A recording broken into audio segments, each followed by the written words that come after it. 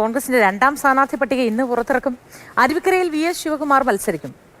വിഷ്ണു വിശദവിവരങ്ങൾ പങ്കുവയ്ക്കും. Vishnu, good morning. VS Sivakumar മത്സരിക്കും അരുവിക്കരയിൽ എന്നാണ് വ്യക്തമാകുന്നത്. ഈ രണ്ടാം പട്ടികയുടെ വിശദാംശങ്ങൾ എന്തായിരിക്കും? ആർക്കൊക്കെ സാധ്യത, ആരൊക്കെ പുറത്തുപോകാൻ സാധ്യത?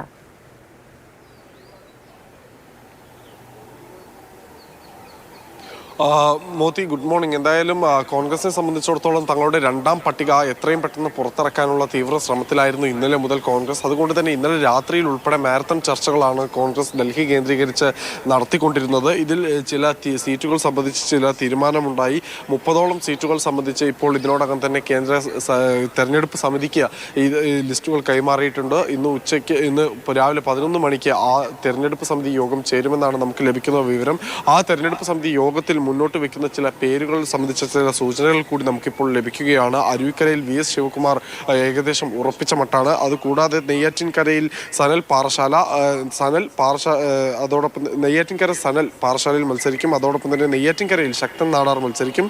കൊച്ചിയിലേക്ക് മുഹമ്മദ് ഷിയാസിന്റെ പേരെത്തുന്നു. ആദ്യഘട്ട ചർച്ചയിൽ എവിടെയും ഇല്ലാതിരുന്ന മുഹമ്മദ് ഷിയാസിന്റെ പേര് ഇപ്പോൾ കൊച്ചിയിൽ പരിഗണിക്കുന്നു. അതേസമയം തന്നെ വൈപ്പിനിൽ ടോണി ചമ്മണിയും മത്സരിക്കുന്നു. അതായത് നമുക്കറിയാം, ലത്തീൻ സഭയുടെ ഏറെ സ്വാധീനമുള്ള എറണാകുളം ജില്ലയിലെ തീരദേശ മേഖലകളിലേക്ക് ടോണി ചമ്മണിയെ തന്നെ നിയോഗിക്കുന്നു. വാമനപുരത്ത് പാലോട് രവിയും നെടുമങ്ങാട് മീനാങ്കൽ കുമാറും പട്ടാമ്പി ഷാജിയുടെ പേരും ഉയർന്നു കേൾക്കുന്നു. ഏറ്റുമാനൂരിൽ ജോസഫ് വാഴയ്ക്കിന് അവസരം നൽകുന്ന ഏറ്റുമാനൂർ സീറ്റ് കോൺഗ്രസ് ഏറ്റെടുത്തതിന് പിന്നെ ജോസഫ് വാഴയ്ക്കൻ അവിടേക്ക് എത്തുന്നു.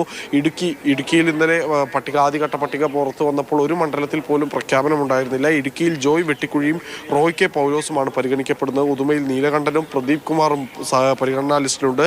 കുന്നംകുളത്ത് PT അജയ് മോഹൻ മത്സരരംഗത്തുണ്ടാകുമെന്നാണ് സൂചന. നേമത്ത് ശബരിനാഥ് അല്ലെങ്കിൽ വൈഷ്ണ മത്സരിക്കുമെന്നും അറിയാൻ കഴിയുന്നു. കോന്നിയിൽ സതീഷ് കൊച്ചുപറമ്പിലിന്റെ പേരാണ്. അതായത് ഈ കോന്നിക്കൊരു പ്രത്യേകത, നേരത്തെ അടൂർ പ്രകാശ് മത്സരിക്കാൻ താല്പര്യം അറിയിച്ച ഒരു മണ്ഡലം കൂടിയാണ്. അവിടെ സതീഷ് കൊച്ചുപറമ്പിലെത്തുന്നു. എന്തായാലും ഇത്തരത്തിലുള്ള ഒരു പട്ടികയാണ് ഇപ്പോൾ ഹൈക്കമാൻഡിന് കൈമാറിയിട്ടുള്ളത്. ഈ പട്ടിക പ്രകാരമായിരിക്കും കേന്ദ്ര തെരഞ്ഞെടുപ്പ് സമിതി ഇന്ന് സ്ഥാനാർത്ഥി പ്രഖ്യാപനം നടത്തുക. 30ഓളം സീറ്റുകളിൽ ഇന്ന് തീരുമാനം നമുക്ക് പ്രതീക്ഷിക്കാം എന്ന് തന്നെ കരുതാം. 37ഓളം സീറ്റുകളിലാണ് ഇനി കോൺഗ്രസിന്റെ ഭാഗത്തു നിന്നൊരു പ്രഖ്യാപനം ഉണ്ടാകേണ്ടത്. ഇതിൽ കണ്ണൂർ ഉൾപ്പെടെയുള്ള മണ്ഡലങ്ങളുടെ പേരുകൾ ഇതിലില്ല എന്ന് തന്നെയാണ് വ്യക്തമാകുന്നത്. പ്രത്യേകിച്ച് ഇന്ന് K സുധാകരൻ്റെ ഒരു വാർത്താ സമ്മേളനമുണ്ട്. പക്ഷേ അതിനുശേഷമായിരിക്കും കണ്ണൂർ മണ്ഡലത്തിൽ ഒരു അന്തിമ തീരുമാനത്തിലേക്ക് കോൺഗ്രസ് കേന്ദ്ര തെരഞ്ഞെടുപ്പ് സമിതി എത്തുന്നത് എന്ന് വേണം മനസ്സിലാക്കാൻ. എന്തായാലും പെരുമ്പാവൂരിന്റെ പേരും ഇപ്പോൾ പുറത്തു വന്ന പട്ടികയിൽ ഇല്ല എന്നത് കൂടി ഏറെ ശ്രദ്ധേയമായ കാര്യമാണ്. അങ്ങനെ സുപ്രധാനമായ ചർച്ചകൾ നടക്കുന്ന, അല്ലെങ്കിൽ തുടർ ചർച്ചകൾ ആവശ്യമായിട്ടുള്ള,